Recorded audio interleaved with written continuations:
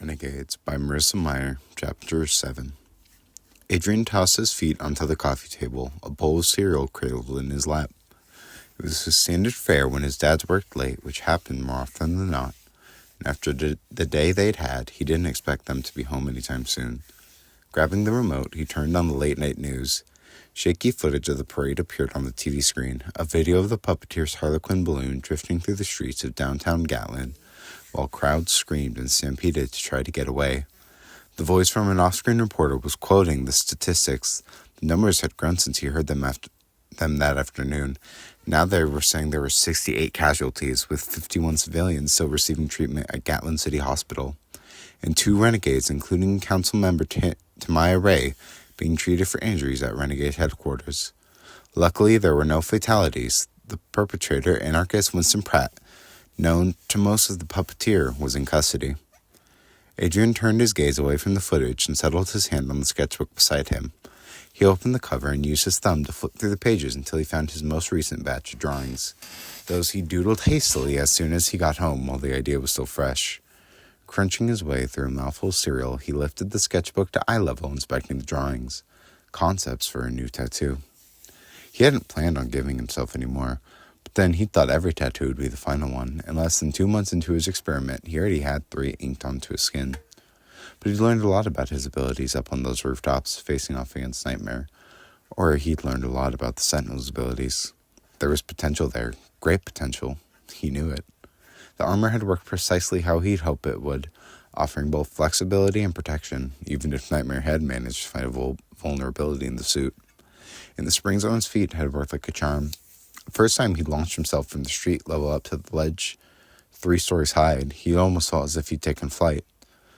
But the fire was problematic. It had seemed like a great idea when he'd done it, had, in fact, been the first tattoo he'd given himself, before he'd even known for sure that it would work, before he could be certain that the gift of his drawings could transfer into a permanent tattoo and imbue his body with brand new, entirely real superpower. Everyone wanted fire manipulation. It was a classic, and it came with so many applications, from lighting birthday candles to torching an entire warehouse stocked with illegal narcotics.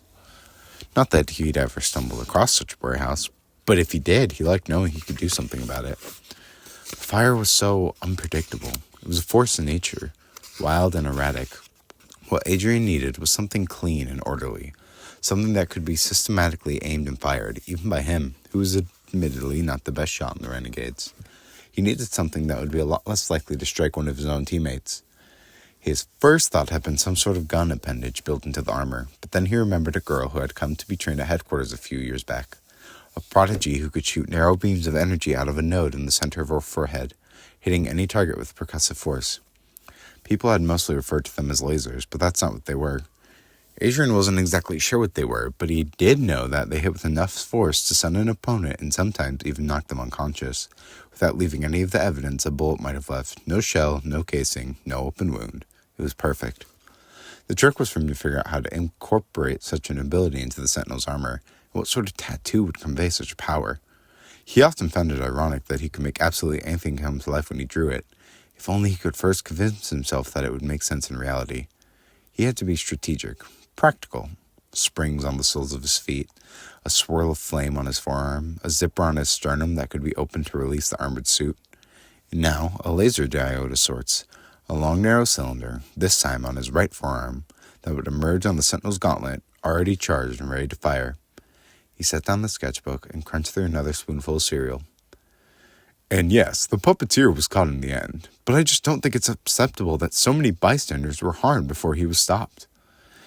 Adrian's eyes skipped back to the television where 2 men and 2 women, all finely coiffed, were sitting around a table inside the news studio. Exactly, said one of the men, leaning over the table and pointing an accusatory finger toward the other man who had spoken, even though he seemed to be in agreement with him. It's not acceptable. This was a heavily attended public event. Where was the security? Why did it take the council so long to respond to this threat? It's their job to protect us, but today they seem more concerned with the bad publicity than they did with stopping this madman. Now, in the council's defense, said one woman, raising both hands in a calming gesture, we do have witnesses reports telling us that within the first few minutes of the attack, Captain Chromium managed to rescue 7 young children from the puppeteer's control, while the rest of the council and a number of off-duty renegades ushered literally hundreds of civilians to safety inside nearby buildings and parking garages. She lifted a silencing hand as the man tried to interrupt. And this aligns with what the council has been telling us from the day the Renegades became an official entity, that they will always focus on protecting innocent lives first and engaging in an attack second. They followed their protocols today, and I have to admire them for it. It couldn't have been easy, especially when the puppeteer was making himself such an obvious target. Adrian lifted the bowl to his mouth, slurping at the pink-tinged milk. Yeah, said the second woman, but how many injuries could have been prevented if they just stopped him? The man shrugged. And what if one of those civilians they took to safety had ended up dead? We'll never know. What we do know, said the first woman, is that casualties aside, Winston Pratt probably would not have been captured today, if at all, if it wasn't for the would-be assassin tossing him out of his own balloon. Can we please talk about the elephant in the room here? She spread her arms wide, her face contorted in disbelief. Nightmare! Who is she? Where did she come from? We don't know the first thing about her, except she almost assassinated Captain Chromium today, she took down Thunderbird, and she eluded a Renegade patrol unit in a 1-on-3 fight. Isn't anyone concerned about this? I am, said the man beside her, but what concerns me even more was this solo attack. If it was a solo attack, is that, for all we know, this could be a sign that more prodigies are going to start coming out of the woodwork, bent on destruction and mayhem all over again. Shows that Renegades may not have the city under control like they want us to think they do. That new villainous prodigies are still going under the radar, and if that's the case, I'd like to hear from the council about what they plan on doing about these threats. Hopefully, said the woman beside him, they will have a better plan going forward than they had today. Scowling, Adrian grabbed the remote and turned off the TV. He leaned back to the sofa cushions and took another bite of the cereal. In the sudden silence, the crunching became absurdly loud. The demolition of small artificially flavored rice puffs filling the entire living room. It was uncanny how much the news anchor's questions mirrored those that had been revolving through his head all day. Nightmare, the great mystery. And they didn't even know the greatest mystery of all. Those words that he could not quiet. One cannot be brave who has no fear. Swinging his feet down to the carpet, Adrian set the bowl on the coffee table and grabbed his sketchbook. The wooden floorboards of the house creaked beneath him as he padded into the main foyer and up the oak staircase to the second floor. It was an old stately home, had in fact been the mayor's mansion back when Gatlin City had a mayor. The mayor and his family and even some of the staff had been murdered in this very home in the early days of the Age of Anarchy. When he was younger, Adrian had been convinced their ghosts still haunted the upper floors, which is why he begged to be able to convert the basement to his bedroom. Though he no longer believed the spirits of the dead were still hanging around, he often felt a chill of apprehension when he went up to the second floor, where the master's suite and a series of guest rooms branched off a central hallway.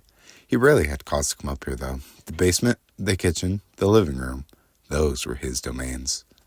But what he needed to see now was up here, in his dad's shared home office. Reaching the landing, he flickered on the hallway light, illuminating the dark wooden doors, the intricate crown moldings, the faded oriental carpets that ran the length of the narrow corridor. The house had been in terrible shape when his dad decided to move in. It had been a prime target for looters during the Age of Anarchy, but Simon felt it had too much history to be allowed to succumb to eternal abandonment. It was a symbol of a different time, a peaceful, civilized time, when society had orders and rules and leadership. So they'd all moved in and had been restoring it ever since. Adrian could hardly remember how bad it had been back in those early days, when he'd been mortified at the thought of actually living there. With its piles of trash and cigarette butts, stripped wires left dangling from punctured holes on the walls, thick cobwebs and scrawled graffiti on every surface. But before long, his dad's dream became his too, and by now he'd done almost as much to restore the place as they had. At least his skills lent themselves easily to the project. When a shutter was broken or a balustrade destroyed, it was easier for Adrian to simply draw them a new one rather than track down an artisan who would mimic the work. The result that Adrian felt as much pride in the house as he could imagine any of them did, even if he still found himself avoiding the rooms where the murders had taken place. With his sketchbook tucked beneath one arm, he placed his fingers against the door to the home office and nudged it open. The hinges creaked, the hall light cut through the thick shadows, reaching into the room.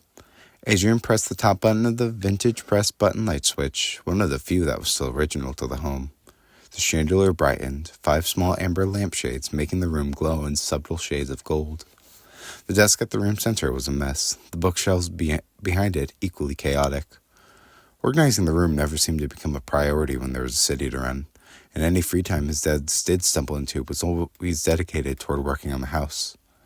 Adrian ignored the random stacks of papers, files and folders, mail and magazines and newspapers.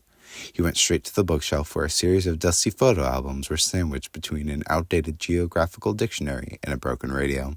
He settled his hand on the spine of an album covered in a maroon slipcover and pulled it from the shelf. The rest of the albums tipped inward, thudding against one another as Adrian sat down on the large area rug. Stacking the album on top of his sketchbook, he flipped past the first few pages. Though it had been years since he looked through this album, he still had most of the photos memorized. A grainy image of his 3rd birthday party, where he sat in the midst of a pile of boxes and shredded newspapers that he'd been used as wrapping paper, his mom and Kasumi grinning in the background. A photo of him balanced on his mother's hip as she stood in front of a collection of bags and boxes, overflowing with canned vegetables and boxes of dried pasta. The rest of the original Renegades were all there too, except for Simon, who had probably taken the photo. Adrian recalled the story of that day, how they had successfully liberated all that food from a warehouse run by one of the villain gangs, who were selling it to hungry civilians at egregious prices. His mother stopped appearing in the photos after that, and with just a few page turns later, Adrian himself went from a chubby-faced toddler to a skinny 8-year-old kid, his dad standing behind him, hands on his shoulders, grinning proudly. He looked happy that day, though it was hard to recall just how he had felt. It was the day they'd officially adopted him, more than a year after his mother's deaths. The wounds hadn't healed, but something about completing the paperwork had left him feeling like he was no longer floating away, untethered to any family, detached from any sense of belonging. At the time, it had felt immeasurably important. In hindsight, Adrian recognized that there really weren't any official adoptions. Evander Wade was the one who drafted up the adoption certificate, as there was no legislation in place for that sort of thing. His dads were making up the laws as they went, but maybe they sensed Adrian's anxiety over not having a family to call his own. Even if they had taken him in from the start, maybe they'd known what a few signatures and an official-looking stamp would mean to him. Adrian flipped past the photos from the adoption celebration, past even that official-looking certificate tucked between pages. A couple more birthdays, a few holiday celebrations, though photographic records became a lesser priority as Adrian aged, and there was virtual nothing for his teen years, which was fine by him. He wasn't really looking for a stroll down memory lane anyway. Finally, he found what he was looking for, a shred of newsprint folded up tight and tucked into a plastic page protector near the back of the album. He worked the page out from the sheet. The paper had the faintest hint of yellow to it, which struck him as peculiar. Certainly it hadn't been that long ago. Long enough for age to take a toll on the scraps that had been saved. There were days when it felt like it had just happened, though there were also days when it felt like an entire lifetime ago. Adrian nudged up his glasses and unfolded the square of paper cut from the Gatling Gazette, the only local newspaper that had continued to operate throughout the age of anarchy. Though there had been years in which journalists were pressured by the gangs to report on some activities in a not entirely honest manner. Nevertheless, this article Adrian had every reason to believe was full of truth. A black and white photo showed a picture of her in all her superhero glory, her white booted feet hovering over the ground, her golden cape whipping in the air, her familiar bright smile as she gave the cameraman an A-OK sign, all in such drastic contrast to the headline at the top, printed in harsh block letters. Lady Indomitable found dead, killer not unknown. Adrian had not expected the words to affect him so strongly all these years later. He had read this article so many times. He didn't think it would still hurt to see it. He had come to terms with his mother's death. He had adjusted to life without her. He had accepted that whatever villain had murdered her had almost certainly been killed on the day of triumph, and he would have to be content with the small bit of justice, even if the mystery of her death was never to be solved. But that had all been before Nightmare had taunted him with those words.